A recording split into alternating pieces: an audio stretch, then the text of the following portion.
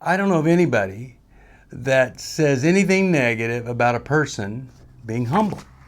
If it's authentic humility, not the kind where, someone says, man, that is just a gorgeous painting that you created there. And then the person says, well, it's just the Lord.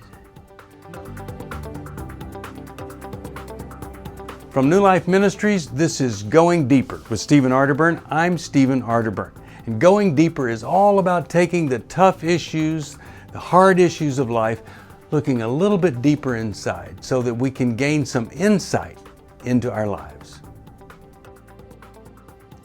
Hi there, Steve Arterburn here, and welcome to Going Deeper. We're talking about going deeper into different words, taking the alphabet all the way through. We may start over when we get finished. But today it's the letter H, and that doesn't stand for humiliation, which I have been an expert at. It stands for humility. I don't know of anybody that says anything negative about a person being humble.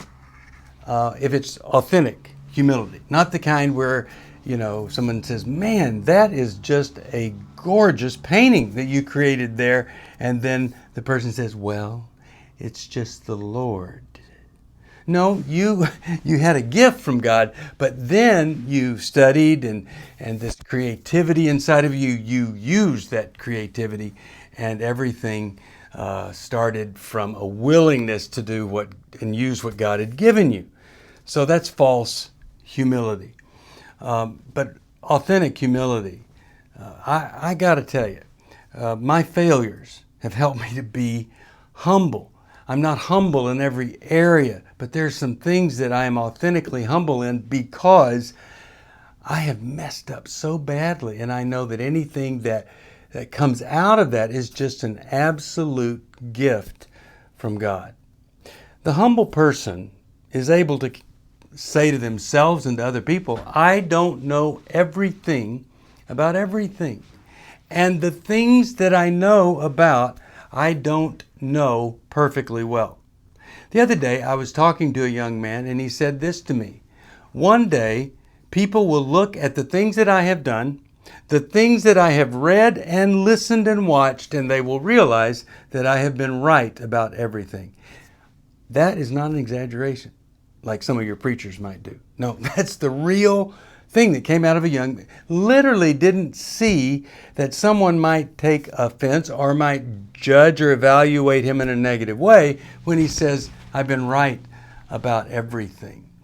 Humility says, I may not be right about everything. It says you are probably right about a lot of things, and maybe more things than me. And humility says this, we are all in this together. I have learned some things about recovery, and I've learned some things about counseling and psychology. I mean, I've been listening to some of the greatest minds for at least an hour every weekday. But I got to tell you, there's so much that I don't know. There's so much that I know that I can't even apply to my own life. That's just reality. And a lot of times there's an image that overrides any ability to be real, authentic, and humble. Person thinking nobody's going to watch my teaching on TV from my big shot church if I ever admit that I struggle. And yet I've found that it's in the admitting of struggle that people are drawn to us when we can talk about how we authentically deal with some of the downsides of life. An arrogant person doesn't know this, but I'm going to let you in on it if you are arrogant. We can see you. We can see you. You don't know this, but it's really obvious that you're compensating from some deep inferiority, some deep wound that you've got, some deep feeling of inadequacy. So we can see you. And arrogance is never something that Jesus would model or that Jesus would honor. Confidence, now that's a great thing to have. You believe in Christ, you're confident that He is the way, the truth, and the life. But humility doesn't go around spreading that arrogantly to people, but you are to people what people need you to be so you can connect. The other day on radio, we had a gentleman call. And he started, I said, "How you doing today?" And he started with, "Well, I awoke this morning with, 'This is a blessed day that God has given us today.'" Wasn't his exact words, but it's pretty close. So, when a person does that to me, I'm just thinking, what is the need for me, for them to think, well, you're the most spiritual, strong, biblically rooted, godly human being ever. I don't think that when somebody does that. I think, wow, what's going on with them? Well, here's what was going on with them. An estranged daughter for 12 years. What was the issue? Oh, it just happened to be an issue of her wanting no part of Jesus. And guess what his response was? Well, you get me, you get Jesus. Now, there's nothing wrong with that in and of itself, the attitude that I'm a Christian and you get me, you get Christianity. But would you say that to somebody that's been offended by even the word Jesus? Might humility lead us to say, oh, wow, that is painful for me to hear, because I'm a believer in Jesus and I must have really messed up representing him if you don't want any part of Jesus or anybody else who's speaking about Jesus. How have I offended you, or how have I avoided relationship with you by being so focused on and talking about my relationship with Christ? That's humility. It's not arrogance, and it's not superficiality. It's being a real person. So here's what I think a humble person would do.